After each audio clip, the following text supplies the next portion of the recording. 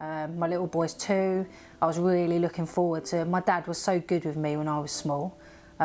He's so good with the little ones. I spend a lot of time with them, and I think because of that, that hurt the most. I think because I'd made plans of what I wanted them to do together, and things that I could look forward to, and now I won't get to do that, and he won't get to do that.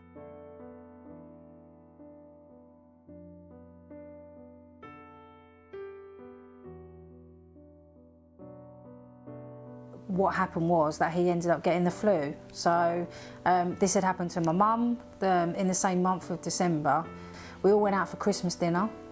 On the Boxing Day we saw each other, and the day after that my dad came down with the same symptoms as my mum, exactly the same, fever, blocked nose, achy bones.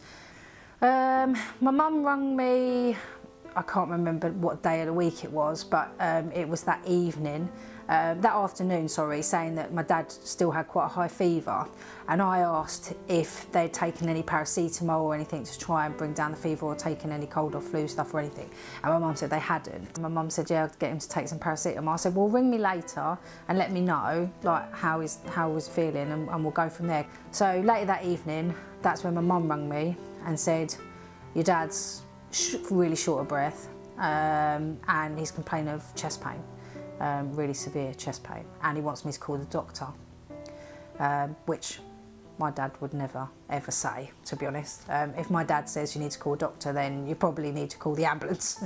And I could hear him in the background, and he was just sort of groaning, really. I could just hear him groaning, and my dad wasn't one to complain about anything. So I just said to my mum, you just need to call 999.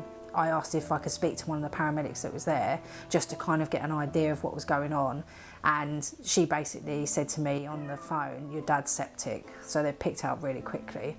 The sepsis side of things, I think I didn't really think about that at all at the time prior to that.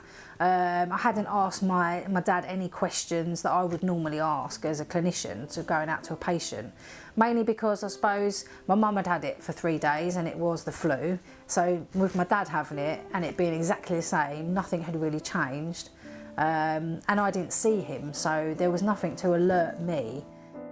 I mean, I've seen some cases of it before where people have gone from flu to like a low-grade pneumonia, and then that pneumonia will go on. But most of that have been within the elderly sort of community that I've seen that happen. But I guess the flu is it's the same, it's an infection, isn't it, at the end of the day, as is anything. So anything that is infection-based can go to sepsis. Well, I kind of feel that we're all vulnerable. I think this has highlighted it to me more than anything, is that my dad was so fit and well that it just brings vulnerability to everybody. And if there's anything you can stop that vulnerability, why wouldn't you do that?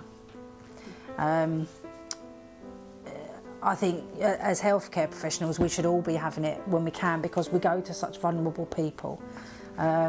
And I wouldn't like to think that I'd passed on something that I could have avoided passing on to somebody else. But also to protect ourselves and our kids, and you know, who we come home to if we're passing it on to them, because it isn't just the vulnerable. It can affect anybody.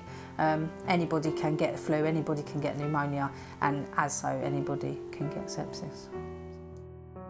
I do understand that there's lots of controversial material out there about the flu vaccines, and I've heard lots of people say things like, oh, it makes you ill, and you know, you don't want to feel the dead arm and things like that. But it's not just about protecting yourself, it's about protecting other people. It's the only way we have the immunity from other things, is that the majority of people get vaccinated, and if the majority of people get vaccinated, the chances of it passing around is a lot smaller than not having it.